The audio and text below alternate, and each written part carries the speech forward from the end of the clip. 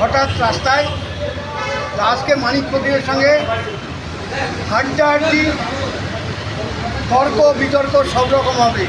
কেননা মাঝখানে আমি দেখেছিলাম শান্তনু ঠাকুরের বাড়িতে যে উনি সেখানে মরে গেলাম করে চিল্লাচ্ছিল। আমি বুঝতে পারলাম না কি মানিকের কাছে আমরা জানতে পারবো কী হয়েছিল। এবার আমরা শান্তনুর কাছে গেছিলাম। আমি যখন কথা বলি, আমি একজন লেখক, আমার কথা কেউ শুনে। আমি 4 বছর ধরে বলছি, তাহলে আমাকে কিছু সিন ক্রিয়েট করতে হবে জনগণকে বাঁচাতে। তাহলে আমি এমন কিছু ক্যারিকেচার করবো, যেমন শুভেন্দু, ওর বাবাকে আমি দাদা, ওর বাড়ি গিয়ে আমি থাকি, ও আমার কাছে এই আলোচনা করতে ডেকেছে, আমি একা আলোচনা করতে ডাকলো। ওইখানে আমাকে আরএসএসের ছেলেটা পেটালো। নাম্বার 1, আমি 2 দিন হাসপাতালে থাকলাম। একটা জিনিস মানিকা, ওখানে আরএসএস পেটালো না তৃণমূলের লোকটা, ওটা তো মনে হচ্ছে ওটা একটাও আরএসএসের লোক ছিল না, ওইখানে যা ছিল সব তৃণমূলের ক্যাডার। ওই যে মানে তুমি এটা যদি বলো যে আরএসএসের ক্যাডাররা বুঝিয়েছে, আরএসএসের ক্যাডার বানায়নি, বুঝিটা কিন্তু আমরা তৃণমূলের লোককে দেখতে পেয়েছিলাম।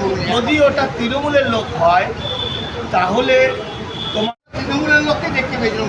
যদি ওটা তৃণমূলের লোক হয় তাহলে তোমার স্বরাষ্ট্র দপ্তরকে ধরতে হবে, কারণ ওটা হলো ব্যারিকেডের ওর বাড়ির ভিতরে। যেটা হচ্ছে ব্যারিকেড, এটা শান্তনুর বাড়ি। বাংলা তৃণমূল কিচ্ছু মানে না, কোনো এমপি বেমপি মানে না। ওটা একটা কেননা এর প্রমাণ যে পার্থ চট্টোপাধ্যায় একটা কেস নিয়ে তুমি যখন আমাদের কাছে এসেছিলে, সেই কেসে মেরিট দেখছিলাম 30 মাত্র 30 টাকা, ওরা 30 টাকা ভুলে যাবে। আমি যেটা বলছি, কাজের কথা রাখো। 260 কোটি টাকার কেলেঙ্কারি। আচ্ছা শোনো, এটা তো বেরিয়েছিল কতটা? না না, যেটা মাত্র 30 টাকা। তুমি যদি আসল বিষয়টা সরে যায় না, তাহলে আমি করে যাচ্ছি না, আমি বলো না, এটা তোমাদের সবার জীবনের মতো। মানি টাকা পেয়েছি একটা হাড্ডাহাড্ডি আড্ডাআড্ডি নয়।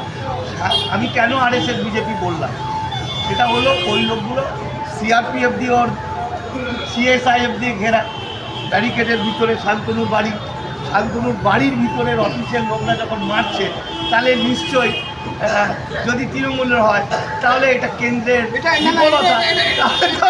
তাহলে তো ওদেরকে চেক করতে হবে। এটা আবার ভুল করছো। বাংলা এখানে সিবিআই ডেকে থাকাতেও মমতা ব্যানার্জি এখানে যে অধর্ণা রায়, এটা বলো আমরা রাজীবের ব্যাপারে দেখেছিলাম। তাহলে অর্থাৎ এখানে সব বলে লাভ নাই। না, আমি লাভ করছি না, আমি লাভ নেই। যেটা বাংলায় যেটা হওয়া উচিত সেটা আমি যেটা বলছি, আমরা তোমাকে সাগর আন্দোলনে আছি তোলা সবার। আচ্ছা আমি একটা জিনিস বলি, রাজনীতির কথাটা বাদ দাও, রাজনীতির কথাটা বাদ দাও।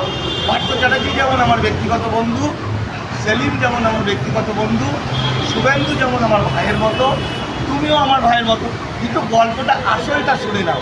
আসলটা হচ্ছে, আসলটা এটা শুনেছি, এর মাঝখানে এটা দেখলাম জ্যোতিপ্রিয় মল্লিকের হাবড়াতে কোনো মহিলা বলছে বাংলাদেশের থেকে যদি আসো অমুকের সঙ্গে দেখা করো, তাহলে ভোটার কার্ড, আধার কার্ড, প্যান কার্ড ইত্যাদি তৈরি হয়ে যাবে।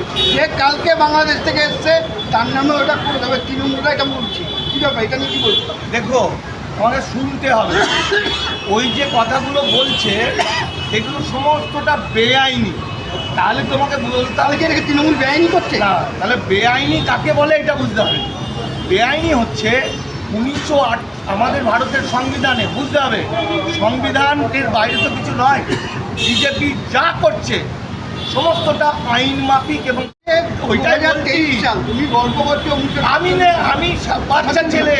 2023 সালে বাংলাদেশ থেকে ইন্ডিয়ায় ঢুকছে, তাকে তৃণমূল বলছে যে একে নাগরিকত্ব দিয়ে দাও। দেখো এটাই কি আমাদের বাংলার কালচার, নাকি আমরা বাংলাদেশি মাল?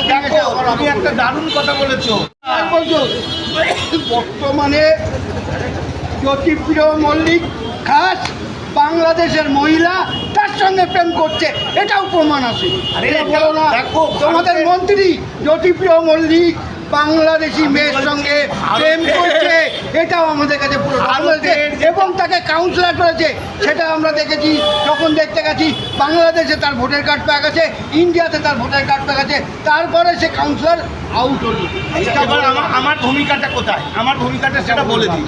তুমি বলছো যেটা 1000% সঠিক, অ্যাজ পার আইন, অ্যাজ পার না, এগুলো না, এইটা কথা বলছি, তোমরা তো বাংলাদেশ থেকে ধরে নিয়ে আসছো, ধরে নিয়ে এসে তাদের মিটিংয়ে মমতা ব্যানার্জির জয় জয় গান গাও, জয় বাংলা করো, এটা তো প্রমাণ, এটা প্রমাণ। যদি বাংলাদেশ মমতা ব্যানার্জি ভালো অভিষেক জানো, অভিষেক আমার টেবিলের সামনে বসতো, এটা তো তোমরা প্রমাণ।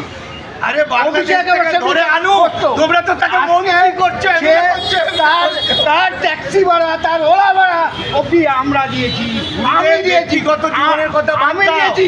সে হাজার কোটি টাকার মানুষ, পয়সা কোথা থেকে আসলো, পয়সা কোথা থেকে আসলো? ওই শিক্ষা বিক্রি করে, না রেশনের চাল বিক্রি করে, না গরু বিক্রি করে, না কয়লা পাচার করে? বলো কোনটা এসছে? বাংলায় এমন কোনো পাচার বাকি নেই, সব রকম পাচার একমাত্র টিএমসি করে গেল, তাকে আমরা দেখতে বাকি ছিলাম। আমার একটা নাটক ছিল, লোকে জানতো আমি আজকে আজকে নাটকটার নাম হচ্ছে বুঝবে পুরো বেলা হলে, যদি কেউ বুঝলো, পেয়ে বুঝলো না বুঝলো, আলটিমেট অমিত শাহ